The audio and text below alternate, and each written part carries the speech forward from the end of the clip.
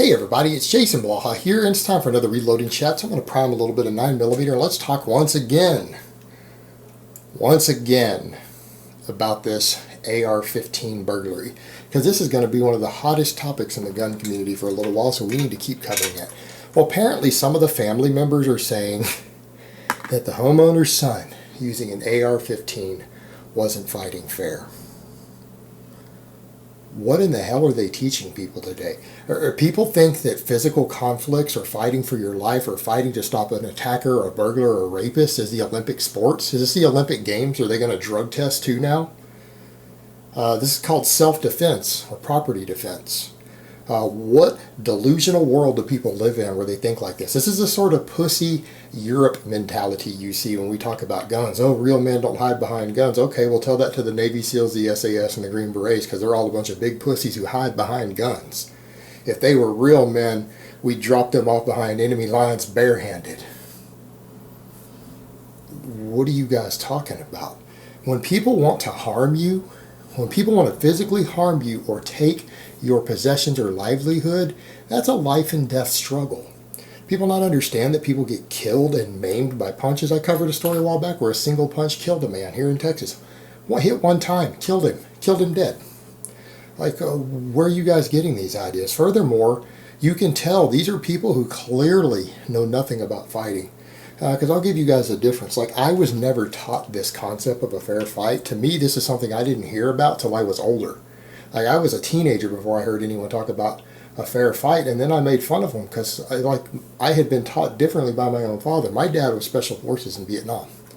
You know what my dad taught me as a kid? He goes, losers fight fair.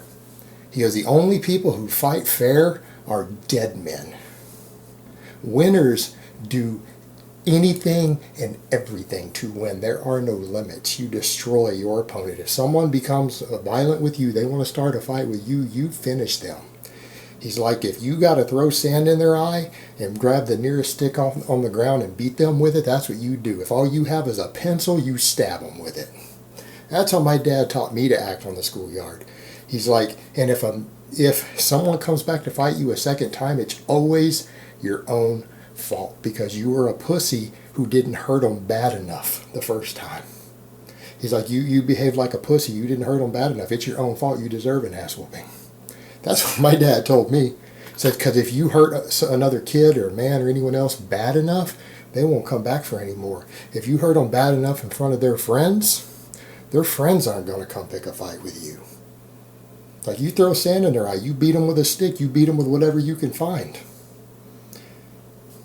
When they're on the ground, you keep kicking them. Make an example of them. Then nobody's going to want to fight you again. They're going to leave you alone. That's what I was taught. That's how I was taught to fight on the school ground as a kid. You know, my dad's a little bit of a psycho, but, you know, I still love him. But that was what I was told as a kid. I don't know what other people were told. Fighting fair. Fighting fair gets you buried. You end up in a ditch somewhere. Fighting fair. You know, what in the hell is that?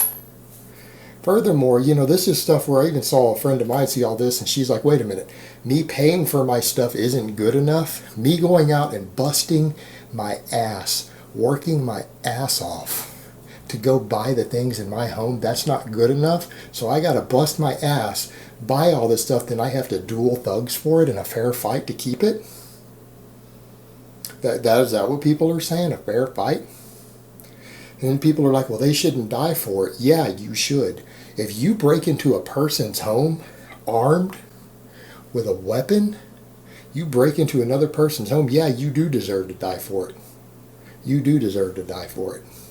You're a worthless scumbag that we have no use for in society. You are a complete detriment to society if you do that. You don't have a right to live. You don't have human value if that's the sort of person you are that's going to victimize innocent people like that and break into their homes with a weapon, intending to do harm. No, you don't deserve to live. Don't deserve to live, at least not in our society. Maybe, you know, in Somalia you deserve to live. Go live in Somalia. Go live in some barbaric third world shithole. But you think you deserve to live in a free country, survive here? No, you don't. You don't have a right to live. I don't know why we don't execute people like that. Why are we not executing them? Why are we putting them back out on the street so they can do it again? That's the problem. You know why we have problems like this? Because we allow these people to live and keep doing it. That's the problem. They know there's going to be no real punishment. They're not going to be shot dead. They're not going to be executed. So it's okay to behave like a pack of wolves and victimize innocent, hardworking people, break into their homes with weapons, kill, steal, take whatever you want, because there's no consequences. You know, you start killing enough of them, that'll stop. And this person did it legally. Yeah, they did deserve to die. Legally, they deserve to die. Ethically, they deserve to die. The world is better off with them gone. Their families need to accept the fact that maybe they raised scumbags. Maybe their family needs to get over that fact. Maybe they'll try to teach lessons to their other children and grandchildren and family members so they won't turn out like these others. Maybe this will be a learning experience. But no, these people didn't deserve to live. And what is this fighting fair? Someone comes at you even with a fist or just a knife. You're not supposed to shoot them. You're not supposed to use the best weapon you have. What sort of training is that? Where did these people get their training who are saying this sort of stuff? What sort of tactical instructor or self-defense instructor or combat instructor, I don't care whether they're teaching police officers or military or civilians, who in the hell taught these people how to fight? It's an unfair advantage. Yeah, you use the biggest, baddest thing you have. And if you can't get to the biggest, baddest weapon you have, you use something else to keep you alive till you can get to it. You neutralize your enemy with everything at your disposal. Do you know why? That way they can't kill you or hurt you anymore. The faster you kill someone who's trying to harm you, the faster they die, the faster they go down, the more likely you are to live. So if someone wants to live, yeah, they do need to use violence of action. If someone's not interested in surviving, if a person doesn't care if they live or die, then by all means hold back. By all means hold back. But if a person wants to live and there is someone trying to physically harm you or attack you, if you have any sense of self-preservation, your only options are to run away as hard and as fast as you can or attack with 100% of everything that you have and hold nothing back. Because you know what? That is what any expert will tell you. I don't care what country, I don't care who they train, any legitimate expert in tactics of any type will tell you the most violent and most aggressive person wins 9 out of 10 times.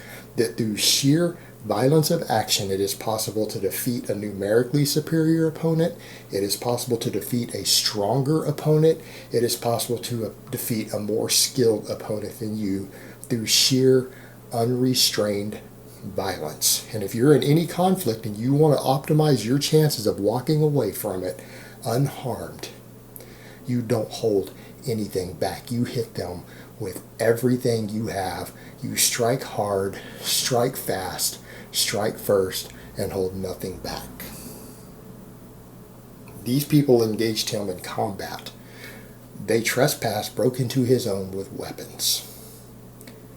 At that point, the only intelligent option, the only option for someone who wants to walk away intact is to hit them with everything that he has and put them down as quickly as humanly possible. If you hesitate, that can cost you. There's no room for hesitation. When your situational awareness tells you that you are in danger, you cannot afford to hold back. You have to hit with everything you have. And if you have an AR-15, that's what you use. You put your attacker down before they can kill you. And anyone who doesn't understand this basic concept has no business talking about fighting. They have no business talking about self-defense. They have no business even talking about the right to live, because they clearly do not understand the basics of self-preservation. These are people who actually don't care if they survive, if they have that mentality. Who really needs people like that? People who aren't even concerned with their own survival? Because if they were, they wouldn't have that mentality. They wouldn't have that mentality. That sort of mentality fighting fair, holding back once things become physical, that's how you get killed. That's how you get raped. That's how you get robbed. That's how you get maimed. That's how people get kidnapped. That's how it happens. Because they hesitate. They hold back when they should have hit with everything that they had. A completely insane line of thinking to think otherwise. And again, people say, well, that sort of mentality could get you put in front of, well, it could. It very well could. But let me ask you a question. There's this expression even police officers use all the time. It's better to be judged by 12 than to be carried by 6. And if you are in a situation to where you feel that your life is in danger or that you are in immediate danger of being seriously injured, you have a right, and almost everywhere in the United States, you have a right to use deadly force at that point. And if you're at the point to where you need to use deadly force, then you need to use everything. Don't hold back. Survive. And the fastest way to survive, the best way to survive, is to neutralize all of your attackers as quickly as possible. Seconds actually matter. Every second that one of them is up is a chance for them to injure, harm, or kill you. You don't hold back. So again, I've got to question where these people are getting this idea of a fair fight. Like, who taught you that? It wasn't anyone with any professional training, I could assure you of that. That was not a professional tactical or self-defense instructor who told you that, to fight fair.